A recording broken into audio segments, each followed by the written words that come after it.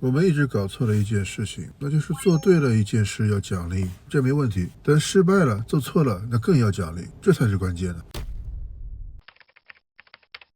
做对了当然要奖励，这是对正面行为的肯定，比如孩子考了满分要奖励啊，员工业绩出色要奖励，对象做了顿丰富的晚餐那也得给个夸奖，因为这些奖励会强化他们的好习惯，激发持续的动力。但问题来了，失败了做错了呢？如果一个孩子答错了问题，是不是就应该直接否定他？如果一个职员给你搞创新，结果不是很成功，那是否应该惩罚他？如果你老婆为了你做了一顿黑暗料理，这是她第一次挑战做饭，或者就为了你尝试一种新花样，那你要不要客观的批评她的手艺？当然不行了，这只会让他们下次不敢再尝试。所以失败更要奖励啊！如果失败也有奖励的话，那就是传递一种信号，你可以尝试，你可以出错，这没有关系。这是一种对冒险精神和探索意愿的肯定，是对他们迈出那一步的尊重。我看到过一个视频，老公创业不成功，失魂落魄的回到家，但老婆给他做了一大桌的饭菜，鼓励他，包容他。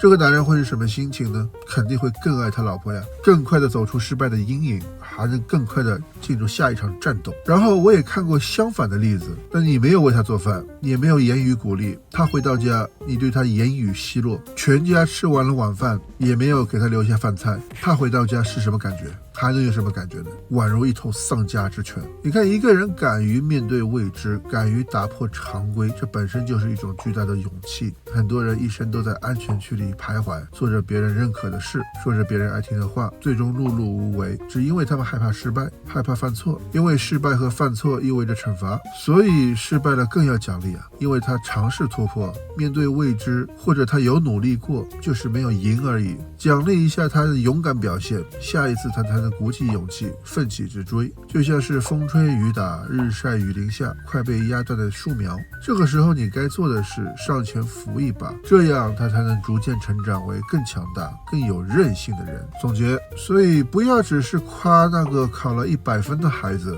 也别只嘉奖那个每个月都拿满绩效的员工，也不能只宠爱那个为你做饭合你胃口的对象，更要奖励那个跌倒了却愿意爬起来的孩子，那个提了馊主意但敢于尝试的员工，那个第一次下厨却做得一塌糊涂的爱人。下次记得，做对了要奖励，失败了更要奖励。